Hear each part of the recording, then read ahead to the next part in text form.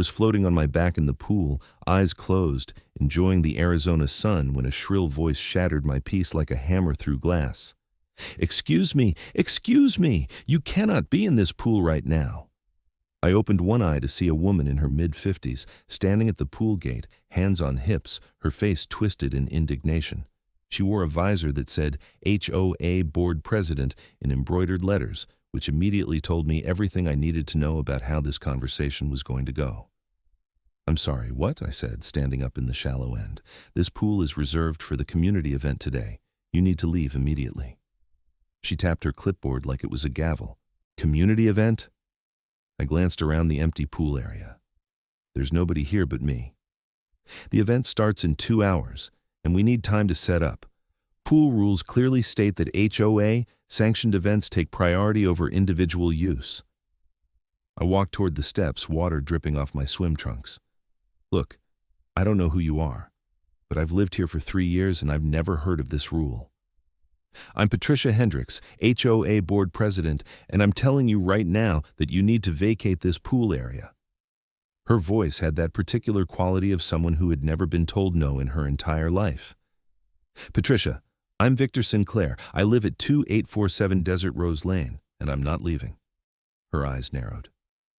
"Mr. Sinclair, I don't care if you're the mayor of Scottsdale. HOA rules apply to everyone equally, and if you don't leave right now, I'll have security escort you out." That's when I started laughing. I couldn't help it. The absurdity of the situation hit me all at once, and I laughed so hard I had to sit down on the pool steps. "What's so funny?" Patricia demanded, her face turning red. "Do you know who built this pool, Patricia?" "The HOA built this pool 5 years ago for the benefit of all residents in Saguaro Heights." I shook my head, still grinning. "No, Patricia, I built this pool, with my own money, every single dollar." She looked at me like I'd just told her the moon was made of cheese. "That's absurd. The HOA owns all community amenities." "Sit down, Patricia. This is going to take a minute to explain." She didn't sit, but she did stop yelling, which I took as progress. I climbed out of the pool and grabbed my towel from a lounge chair. "When I bought my house 3 years ago, this neighborhood didn't have a pool. Want to know why? Because the HOA had been trying to raise funds for one for nearly a decade and couldn't get enough money together. The previous board had mismanaged funds so badly that they were basically broke." Patricia's mouth opened, then closed. "I'm a commercial contractor. I own Sinclair Construction Group. When I moved here, my daughter was 7 years old, and she wanted a pool more than anything in the world. I looked into building a private one on my property, but the lot sizes here are too small for the kind of pool I wanted. So I approached the HOA with a proposition." I wrapped the towel around my shoulders and sat down on a lounge chair. Patricia remained standing, but I could see her confidence starting to crack.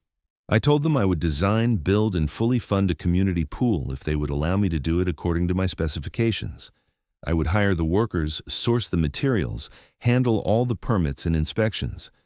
In exchange, the HOA would maintain the property once it was built, but I would retain ownership of all the plumbing infrastructure, the filtration system, and the mechanical equipment. The land it sits on would remain HOA property, but the actual pool and all its systems would be mine." "That's not possible," Patricia said, but her voice had lost its edge. "It's all in writing. I have a 20-page contract signed by every board member at the time, notarized, and filed with Maricopa County. I spent $370,000 of my own money building this pool. The HOA contributes a monthly maintenance fee to me for the upkeep of the systems I own, and in return, all residents get full access to the pool." Patricia's face had gone from red to pale. "I was just elected president 6 months ago. Nobody told me about any of this." "Well, that's not my problem, is it? But it's about to become yours if you try to kick me out of my own pool again." She opened her mouth, closed it, then turned on her heel and marched away without another word. I watched her go, then dove back into the water. The temperature was perfect, 78 degrees, just like I'd programmed the heater. I thought that would be the end of it. I was wrong. 3 days later, I found a certified letter in my mailbox. It was from the Saguaro Heights HOA, signed by Patricia Hendricks. informing me that I was banned from using the community pool for aggressive and threatening behavior toward HOA leadership. I read the letter 3 times, standing there in my driveway in the 100-degree heat, trying to process the sheer audacity of it. Then, I called my lawyer. "Marcus, it's Victor. I need you to pull that pool contract we drew up 3 years ago." Marcus Chen had been my attorney for 15 years. He had handled everything from business contracts to my divorce. He was thorough, expensive, and absolutely ruthless when he needed to be. "The Saguaro Heights pool? What's going on?" I explained the situation with Patricia and the letter. Marcus was quiet for a moment, then I heard him typing on his computer. "Okay, I'm looking at the contract now. Victor, this is ironclad. You have exclusive ownership of all mechanical systems, plumbing, filtration, heating, and lighting. The HOA has absolutely no authority to ban you from the pool. In fact, according to Clause 17, if they attempt to prevent your access, you have the right to shut down all systems until the matter is resolved. I'm not going to shut down the pool. There are families here, kids. It's summer in Arizona. I know, but I'm saying you have leverage. Let me draft a response to this letter. I'll cite the relevant clauses and remind them of the legal agreement. This should go away quickly." "Thanks, Marcus. Don't thank me yet. If this Patricia person is as stubborn as she sounds, this might get messy." Marcus sent his letter the next day. I didn't hear anything for a week, so I assumed the matter was settled. Then I went to the pool on Saturday morning and found a chain wrapped around the gate with a padlock. A handwritten sign taped to the gate read, "Pool closed for emergency repairs. Estimated reopening 2 weeks." I stood there, staring at the sign, feeling my blood pressure rising. There were no emergency repairs. I maintained all the equipment myself, and everything was running perfectly. I'd checked the system just yesterday. I pulled out my phone and called the emergency number on my pool monitoring app. The system I'd installed sent me real-time data on water chemistry, temperature, pump operation, and filter pressure. Everything showed green. All systems normal. I took a photo of the sign and the padlock, then called Marcus again. "They locked me out." "What?" I explained what I'd found. Marcus let out a long breath. "Okay, this is now harassment. I'm going to file an injunction. In the meantime, do you have access to the equipment room?" "Yeah, it's on the other side of the pool house. They can't lock me out of that because it's on my property easement." "Good. Document everything. Take photos, keep records of all system operations. If they try to claim there are repairs needed, we'll have proof they're lying." The injunction hearing was scheduled for 2 weeks later. In the meantime, the pool stayed locked. I started getting calls and texts from neighbors asking what was going on. Word had spread that I'd been banned, and people were taking sides. Some people thought I was being unreasonable. "Just apologize to Patricia and move on," one neighbor told me. "It's not worth fighting over." But others knew the real story. Tom Reeves, who lived 4 houses down from me, had been on the HOA board when I built the pool. He stopped by my house one evening with a bottle of whiskey. "I heard what Patricia's doing," he said as we sat on my back patio. "She's telling people you threatened her, said you were aggressive and made her fear for her safety." That's complete garbage. I never threatened her. I laughed at her, sure, but that's not a threat. Tom poured us each a glass. "Patricia wants to make a name for herself. She ran for board president on a platform of taking back control from residents she thought had too much power. Apparently, you're at the top of her list." "This is insane. I built that pool for the community. I didn't have to do that. I could have spent that money on anything else." "I know, and most people here appreciate it. But Patricia sees it as you having too much influence. She's been going through all the old contracts, looking for things she can challenge." "She's not going to win this one." Tom clinked his glass against mine. "I hope not, but be prepared. Patricia doesn't back down easily." The injunction hearing was held in Maricopa County Superior Court on a Wednesday morning. I showed up in a suit with Marcus by my side, carrying a briefcase full of documents. Patricia arrived with the HOA's lawyer, a nervous-looking young man who couldn't have been more than 2 years out of law school. Judge Ramirez was a no-nonsense woman in her 60s who looked like she'd rather be anywhere else. She reviewed the filings, then looked up at both parties. "Let me make sure I understand this correctly. Mr. Sinclair, you built and funded the construction of a community pool, retaining ownership of certain systems and equipment. The HOA now claims you were aggressive toward the board president and has banned you from the facility. Is that accurate? Yes, Your Honor, Marcus said. However, the HOA has no authority under the contract to ban Mr. Sinclair from accessing the pool or the equipment he owns. The HOA's lawyer, whose nameplate read Jeffrey Monroe, stood up. Your Honor, the HOA has a duty to ensure the safety of all residents. Mr. Sinclair's behavior was threatening and created an unsafe environment. What specifically did he do? Judge Ramirez asked. Jeffrey shuffled through his papers. He laughed at Mrs. Hendricks and refused to leave the pool when instructed to do so. The judge stared at him. He laughed. In an aggressive manner, Your Honor. Judge Ramirez turned to Patricia, who was sitting behind Jeffrey. Mrs. Hendricks, did Mr. Sinclair make any verbal threats? Did he attempt to physically harm you in any way? Patricia stood up, smoothing her skirt.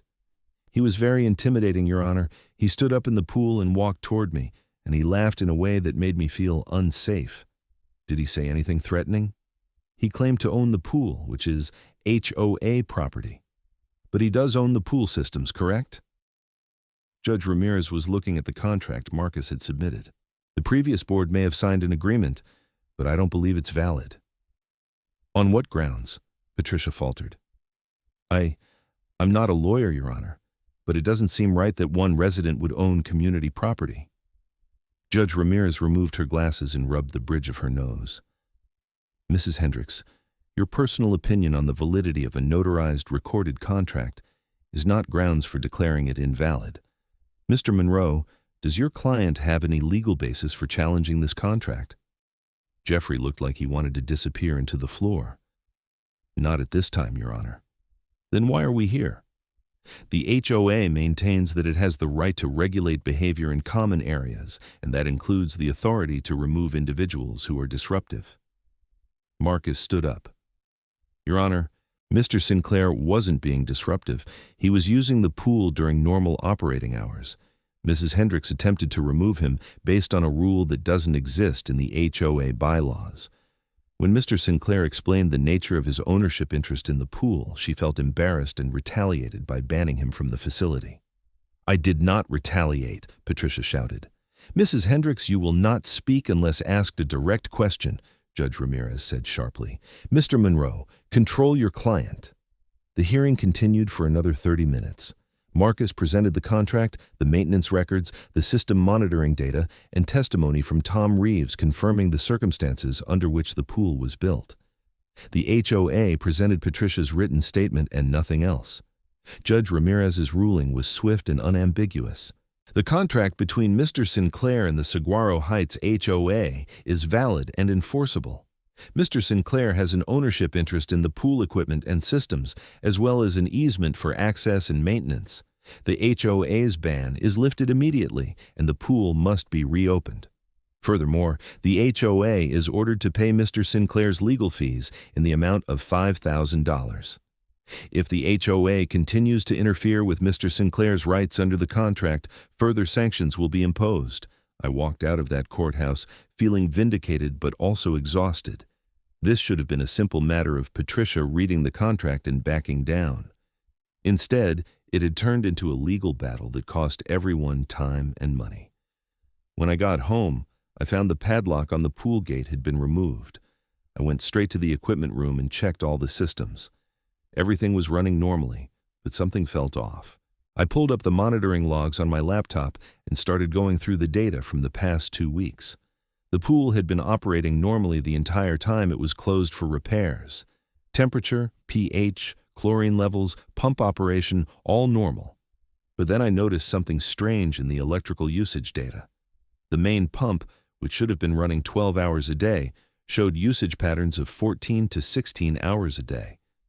Someone had been accessing the control system and manually running the pumps. I checked the access logs.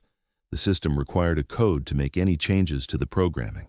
There were 3 codes: mine, the HOA, property managers, and the emergency backup code that I'd given to Tom Reeves in case something happened to me.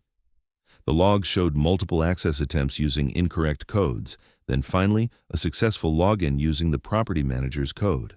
Someone had been trying to hack into my system, then eventually just used the legitimate access code they had. But why? What was the point of running the pumps longer than necessary? I drove to the HOA office, which was located in a small building near the neighborhood entrance. The property manager was a guy named Rick Santos, and I'd always gotten along with him. He was the one who collected the monthly maintenance fees and coordinated any repairs that the HOA was responsible for. Rick was at his desk when I walked in, and he looked up with a guilty expression that told me everything I needed to know. "Victor, hey, I was going to call you. Were you running my pool pumps while the pool was locked?" He sighed and gestured for me to close the door. "Patricia told me to do it. She said you were banned from the pool and that the HOA was taking over all operations." "Rick, you know that's not how the contract works." I know. But she's my boss, technically. The board sets policy and I implement it. She was very insistent." "So you just did what she said, even though you knew it violated my contract?" "I'm sorry, Victor. I should have pushed back harder, but I needed the money from running the pumps extra hours to go somewhere." I sat down across from him. "What are you talking about?" Rick pulled out his phone and showed me a series of text messages from Patricia. She'd instructed him to run the pumps at maximum capacity to run up Victor's electricity bills and make him regret fighting the HOA.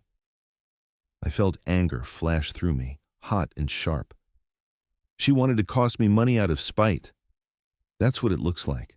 I'm really sorry, Victor. I should have come to you immediately. How much extra electricity did this cost me? Rick pulled up a spreadsheet. Based on the runtime data, probably around $600 over the 2 weeks. And she told you to do this in writing? She texted you these instructions?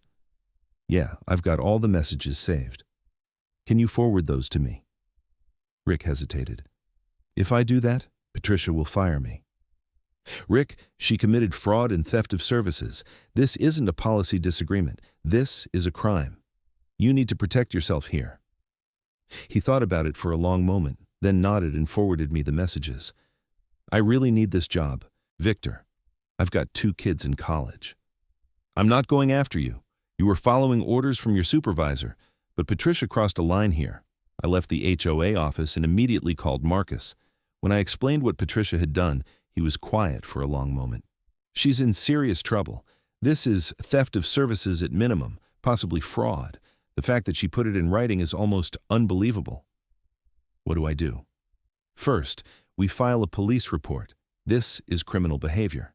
Second, we file a civil suit against both Patricia personally and the HOA for the damages. Third, we send a demand letter to the HOA board informing them of Patricia's actions and demanding her immediate removal as president. Will they actually remove her? If they have any sense, yes. Because if they don't, they're opening themselves up to massive liability. Patricia was acting in her capacity as HOA president when she did this, which means the HOA can be held responsible for her actions. I filed a police report with the Scottsdale Police Department that afternoon. Detective Sarah Brennan took my statement, reviewed the text messages from Rick, and pulled the electrical usage data from my monitoring system. This is pretty straightforward, she said. Mrs. Hendricks used her authority as HOA president to access your property and deliberately increased your utility costs.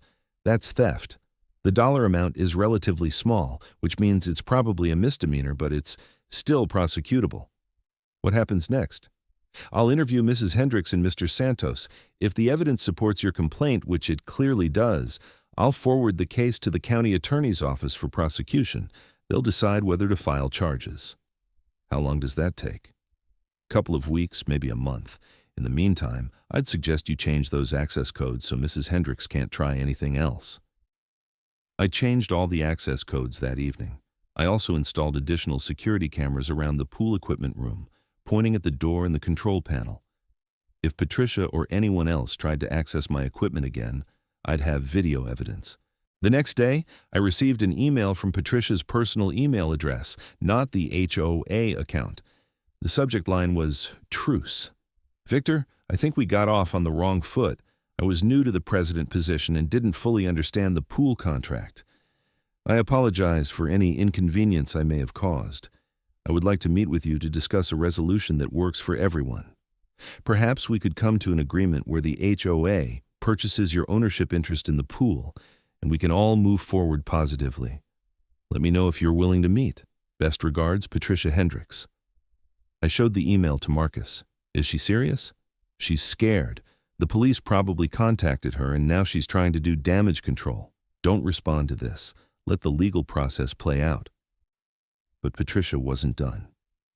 2 days later, I received a call from another board member, a woman named Helen Ortiz, who I'd met a few times at neighborhood events.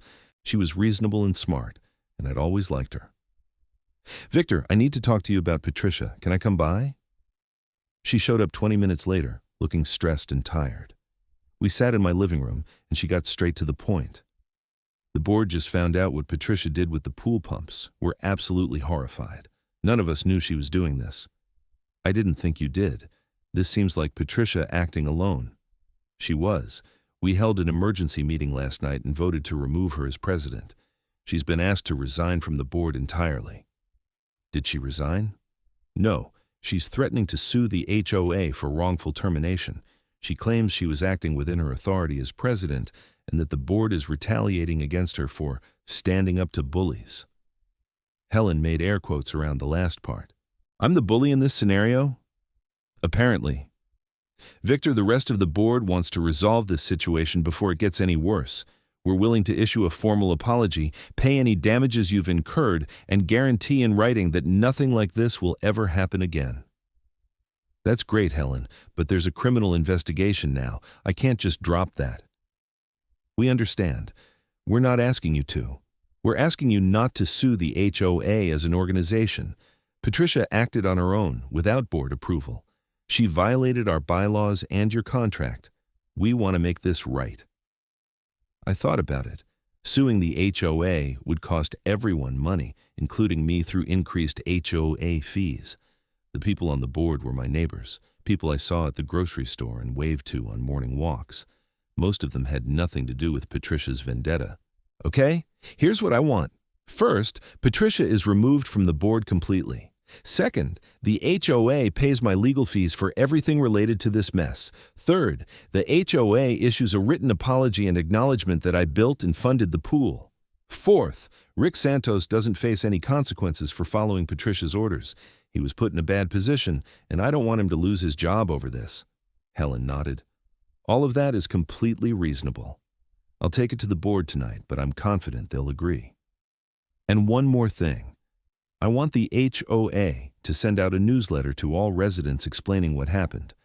I don't want my reputation in this neighborhood destroyed because of Patricia's lies. Done. The board met that night and agreed to all my terms. Patricia was given an ultimatum: resign from the board voluntarily or be removed by a vote of no confidence. She resigned the next morning. But the criminal case was still moving forward. Detective Brennan called me 2 weeks later with an update. The county attorney's office has decided to file charges. Mrs. Hendricks is being charged with 1 count of theft of services and 1 count of criminal trespass. Both are Class 1 misdemeanors. She'll be arraigned next month. What's the likely outcome? For a first offense? Probably probation, restitution, and community service. She won't see any jail time unless she has a prior record, which she doesn't. Patricia hired a criminal defense attorney, a sharp woman named Rebecca Thornton, who immediately tried to negotiate a plea deal. Marcus kept me informed of the proceedings, even though I wasn't directly involved in the criminal case. Thornton is arguing that Patricia made an error in judgment, but didn't have criminal intent. She's trying to get the charges reduced or dismissed. Will it work? Probably not. The text messages are too damning. Patricia explicitly stated that she wanted to cost you money as retaliation. That shows clear intent. The case dragged on for 3 months. During that time, life in Saguaro Heights slowly returned to normal. The pool was open and busy every day. The new HOA board president, a retired accountant named George Wu, was reasonable and professional. He and I met monthly to review pool maintenance and operations, and everything ran smoothly. I saw Patricia once during those months at the grocery store. She was in the produce section, and we made eye contact across a display of apples. For a moment, I thought she might say something, but she just turned and walked away. The criminal trial was scheduled for October, but it never made it that far. Patricia's attorney negotiated a plea agreement. Patricia pled guilty to theft of services in exchange for the criminal trespass charge being dropped. She was sentenced to 1 year of probation, ordered to pay restitution of $600 for the electrical costs, and assigned 100 hours of community service. Marcus and I attended the sentencing hearing. Patricia stood before Judge Ramirez, the same judge who'd heard the injunction case, and apologized in a flat, rehearsed tone. "I made a serious error in judgment. I let my emotions get the better of me, and I acted inappropriately. I apologize to Mr. Sinclair and to the Saguaro Heights community for my actions." Judge Ramirez looked at her with no sympathy. "Mrs. Hendricks, you held a position of trust and authority in your community, and you abused that position to pursue a personal vendetta. That's exactly the kind of behavior that erodes trust in community organizations. You're fortunate that Mr. Sinclair is a reasonable person who didn't pursue more serious consequences. I hope you've learned something from this experience." "Yes, Your Honor. Probation for 1 year. Restitution is agreed. Community service to be completed at a nonprofit organization approved by your probation officer. If you violate the terms of your probation in any way, you will serve the maximum jail time for this offense. Do you understand?" "Yes, Your Honor." That was it. Patricia walked out of the courtroom, got into her car, and drove away. I never saw her at any neighborhood events after that. According to Helen, Patricia's husband filed for divorce 6 months later. Apparently, the legal fees and the embarrassment of the criminal case had been too much for their marriage to survive. I felt a little sorry for her, honestly. Patricia had let her need for control and power destroy her life over something that should have been a simple conversation. If she'd just read the contract, understood the situation, and moved on, none of this would have happened. The pool became something of a neighborhood gathering place after everything settled down. People started organizing pool parties and barbecues, and there was a new appreciation for the facility now that everyone understood how it had come to exist. Tom Reeves organized a thank you party for me in November. They set up tables around the pool, hung string lights, and invited the whole neighborhood.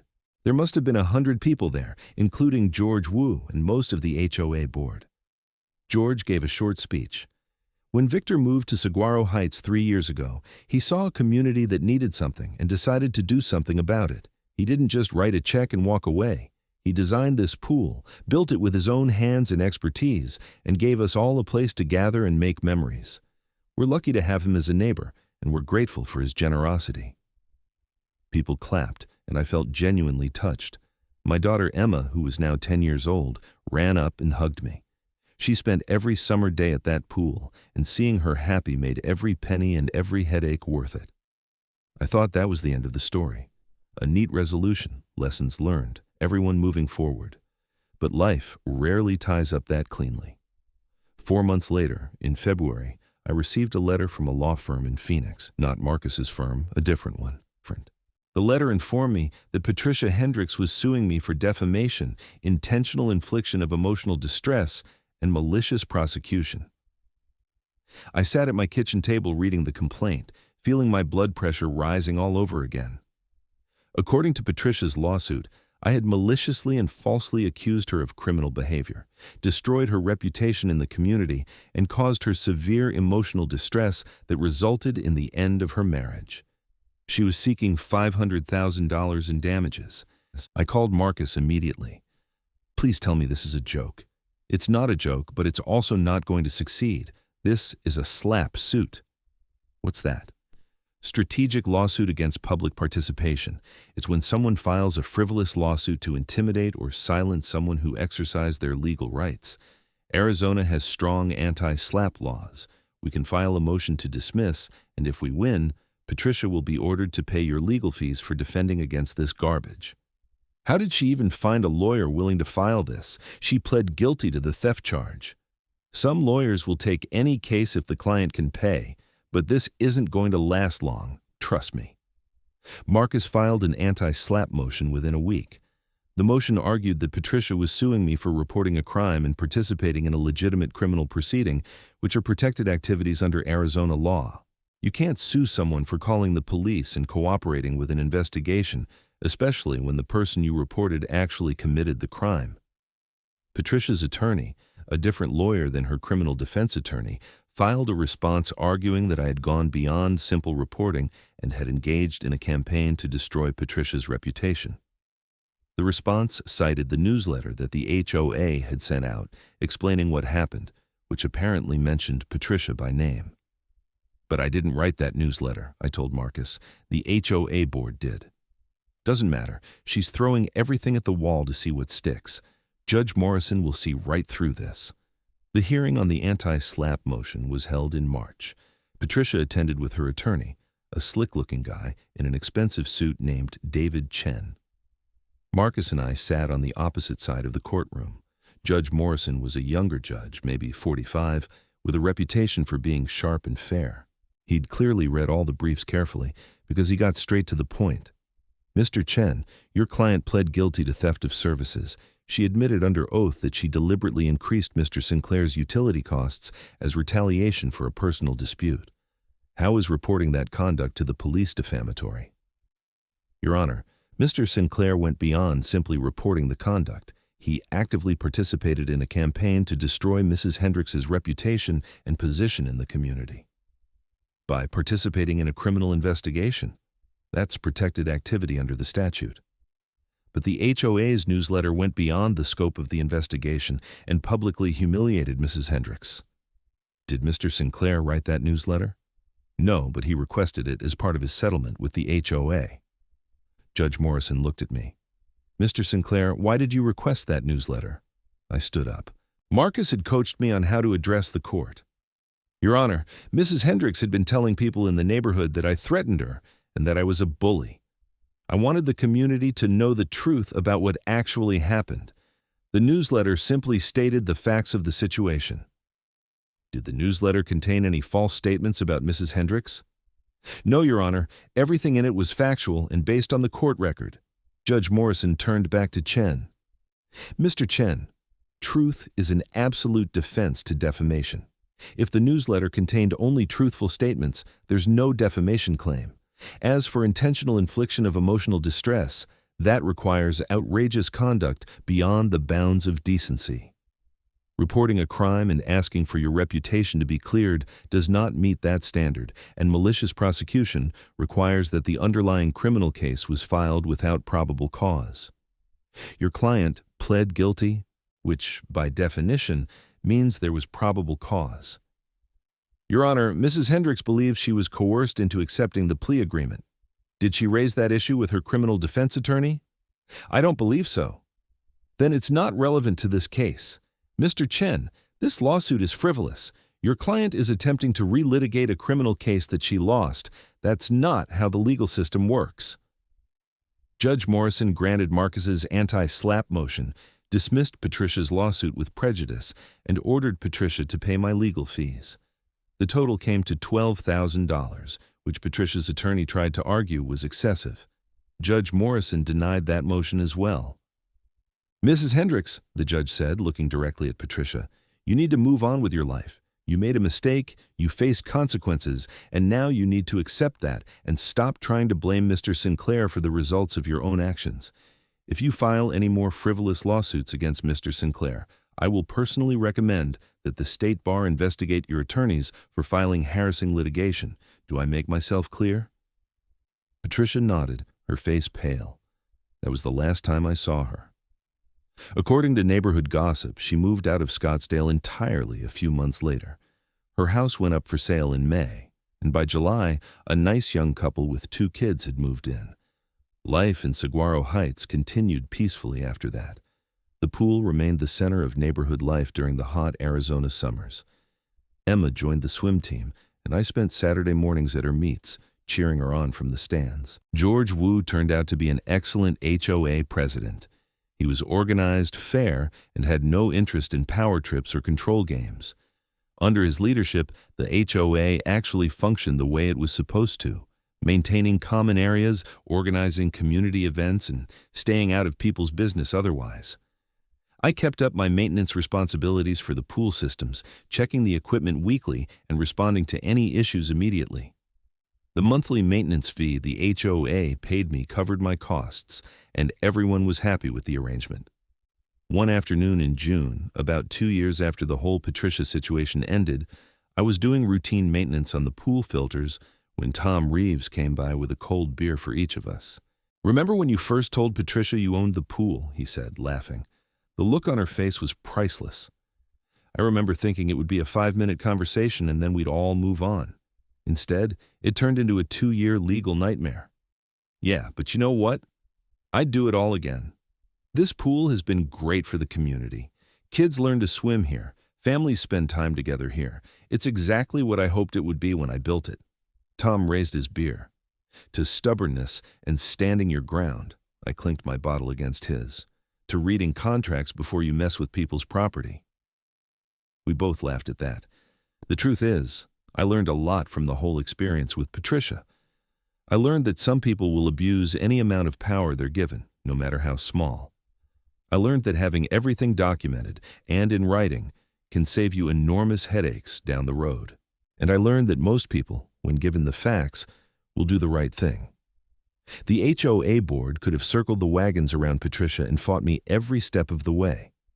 Instead, they looked at the evidence, recognized that she'd been wrong, and took steps to make things right. That kind of institutional integrity is rare, and I was grateful for it. I also learned that lawyers, while expensive, are worth every penny when you're dealing with someone who refuses to be reasonable. Marcus had guided me through every step of the process, from the initial injunction hearing to the anti-SLAPP motion. Without his expertise, I might have made mistakes that would have cost me far more than his fees. But mostly, I learned that doing the right thing, even when it's expensive and difficult, pays off in the long run. I could have ignored the lack of a pool when I moved to Saguaro Heights. I could have built a private pool on my property, despite the space limitations. Instead, I chose to invest in something that would benefit everyone.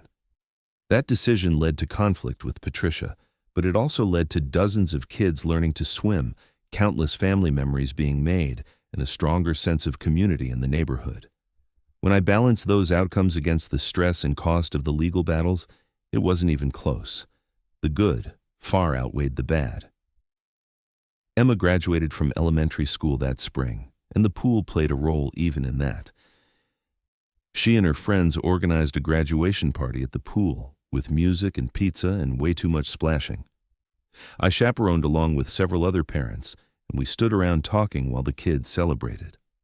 One of the other fathers, a man named Vincent Shaw, whose daughter was in Emma's class, came over to me. "My daughter told me you built this pool," he said. "That's amazing, man. Thank you." "It was my pleasure." "No, really. My daughter had a rough time during the pandemic. She was isolated, anxious, struggling with everything. Last summer she came to this pool almost every day, and it turned her whole attitude around. She made friends, got exercise, felt like part of a community again. You gave her that." I felt a lump in my throat. I'm glad it helped. It helped a lot of kids. You did a good thing here. Moments like that made everything worthwhile. The money I'd spent, the frustration with Patricia, the legal battles, all of it faded into insignificance compared to knowing that I'd made a real difference in people's lives. The pool equipment continued to run smoothly, requiring only routine maintenance and the occasional part replacement. The systems I'd installed were commercial grade, designed to last 20 years or more with proper care. I kept meticulous records of every service call, every part replaced, every chemical adjustment made. That documentation had saved me during the legal battles, and I wasn't about to stop maintaining it now. George Wu's term as HOA president ended after 2 years, and he was replaced by a woman named Elena Ostrovsky, a civil engineer who worked for the city of Phoenix. Elena was professional, detail-oriented, and had zero tolerance for nonsense. She and I got along great. "I reviewed the pool contract when I took over as president," she told me during one of our monthly meetings. "It's a model of clarity. I don't understand how Patricia could have misunderstood it." "She didn't misunderstand it. She just didn't like it." "Well, her loss. This arrangement works perfectly for everyone. The HOA gets a pool without the capital expense, you get to maintain equipment you own to your standards, and residents get a beautiful facility. Everyone wins." That was always the idea. Elena proved to be an excellent administrator. Under her leadership, the HOA tackled several long-deferred maintenance projects, repaved the neighborhood streets, and upgraded the landscaping at the entrance. The neighborhood looked better than it ever had, and property values reflected that. I continued to run Sinclair Construction Group, taking on commercial projects throughout the Phoenix metro area. The business was doing well, and I was able to be selective about which projects I accepted. I preferred working on schools, community centers, and other public buildings where my work would benefit lots of people.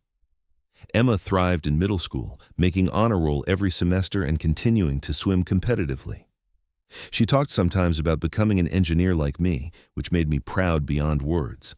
Other times, she wanted to be a marine biologist or an astronaut or a professional soccer player.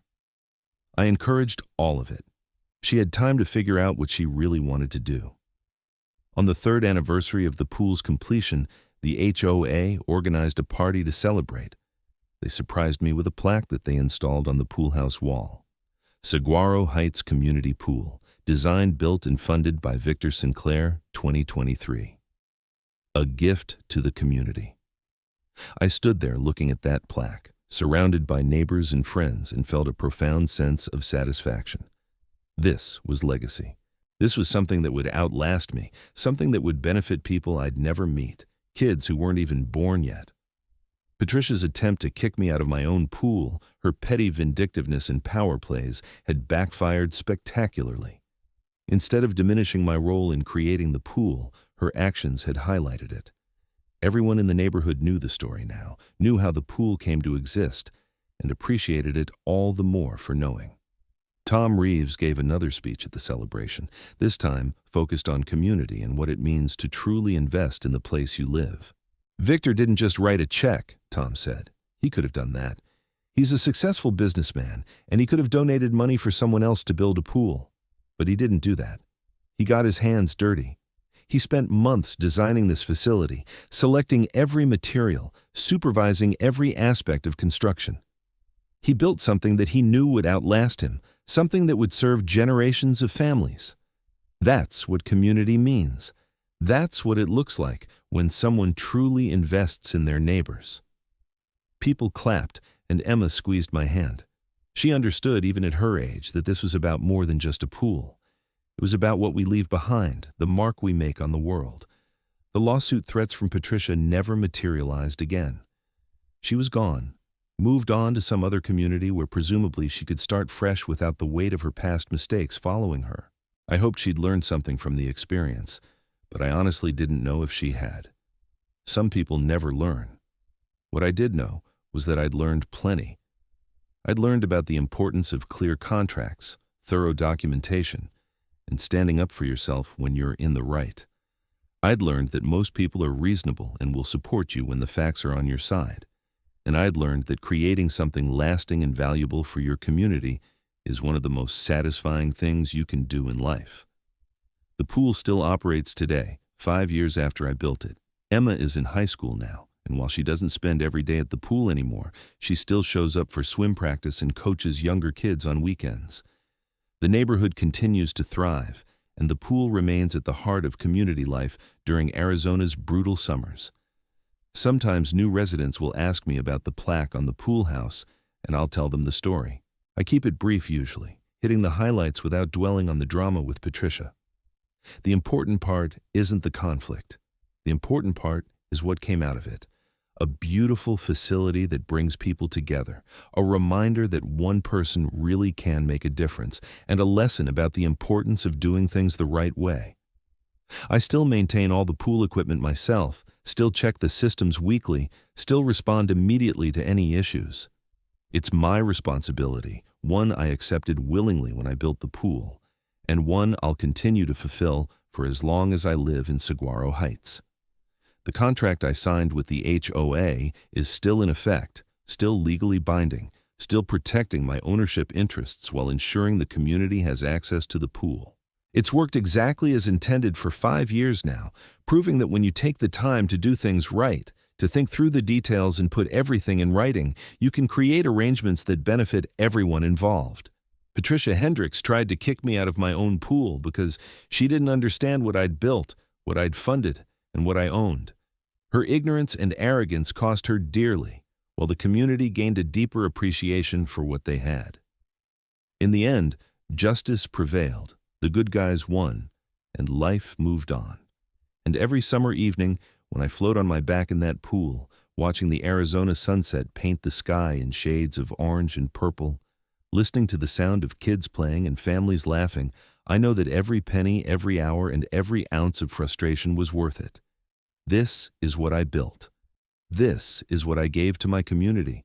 And no HOA president, no matter how power-hungry or vindictive, could ever take that away from me.